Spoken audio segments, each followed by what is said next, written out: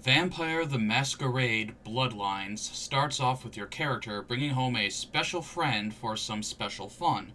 It turns out that this friend is a vampire, and they want you to join their club. Apparently, turning people into vampires without getting permission is a big no-no, so you get jumped, paralyzed, and brought before the Prince of the Camarilla to face sentencing. Your sire gets the death penalty, and you get the do random quests to prove you're worth keeping alive penalty. You're first sent to find a contact named Mercurio. Before you go off and find him, however, there's an in-game tutorial that does a pretty good job of getting you used to how the game works. It covers the dialogue choices, combat, lockpicking, computer hacking, sneaking, and class skills. But first and foremost is blood drinking. While you do drink from people, draining them dry is not a good idea. Killing innocent people makes you lose a part of your humanity. Lose it all, and the monster inside takes over and causes you to go into a berserker rage. Also, you don't want people to find out about the existence of vampires. Breaking the masquerade, as they call it, really pisses off the Camarilla. If you do it too much, they'll send assassins after you. This being a Western RPG, the first thing you do is create your character. You choose which clan they belong to first. There are a lot of different choices, each of which have different skills and specialties. For example, the Bruja are best at melee combat, the Tremere are best at socializing, and the Malkavian are batshit insane. For the purpose of this review, I went Malkavian. After you pick a clan, you choose a few beginning skills and your name. When you finish that, the game starts. The biggest, and in my opinion best part of this game is the role-playing and character interaction, especially if you take the skills that improve your social interaction as they unlock new choices. The combat, though, is, well, awkward. It's far from the worst I've ever played, but the hit detection can be wonky and the blocking tends to not do anything. The graphics for the time were really good, especially the facial animations. This was the first time I had seen lifelike expressions in a video game, and I was pretty blown away back then. The environments are also really well done. Santa Monica looks like a shady place where vampires would like to live, and the haunted house you go to early on was quite creepy back then, and it still kinda is now. The ambient music is really good at setting the right mood.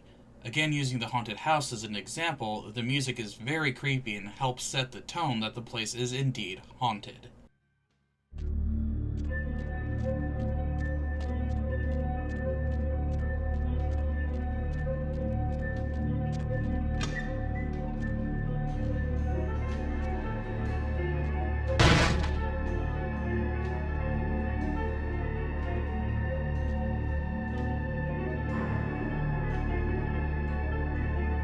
And the voice acting and writing are top-notch. I'll use the first time you meet Jeanette as the example. Ooh, what do we have here? Another scrumptious young plaything straight out of life and into my club? You smell new, little boy. Like fabric softener dew on freshly mowed astroturf. Ooh, I'm not frightening you, am I, duckling?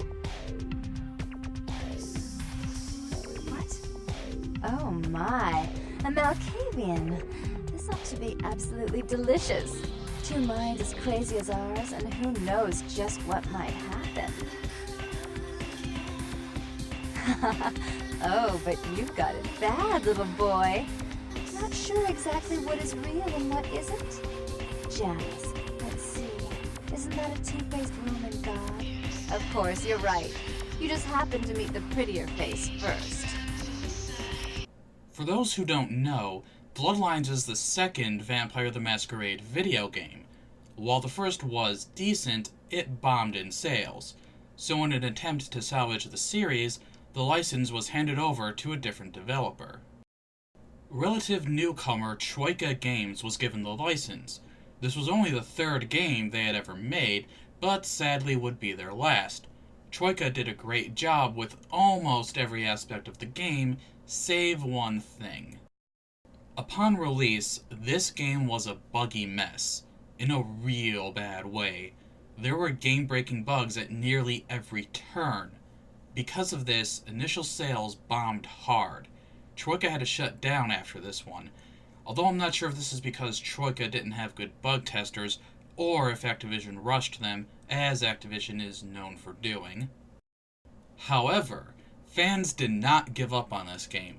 As Troika was gone and could not make patches, a few fans took it upon themselves to fix the game, and they're doing a great job.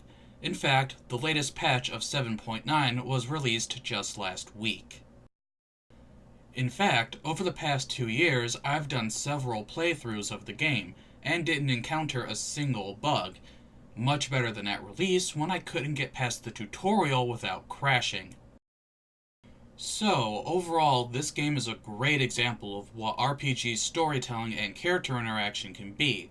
The combat may be a bit wonky, but the script, voice acting, and dialogue choices more than make up for that. And if you decide to give this game a try, get the fan patch. I'll show the site where you can get it in the credits. Thank you for watching, and see you next time.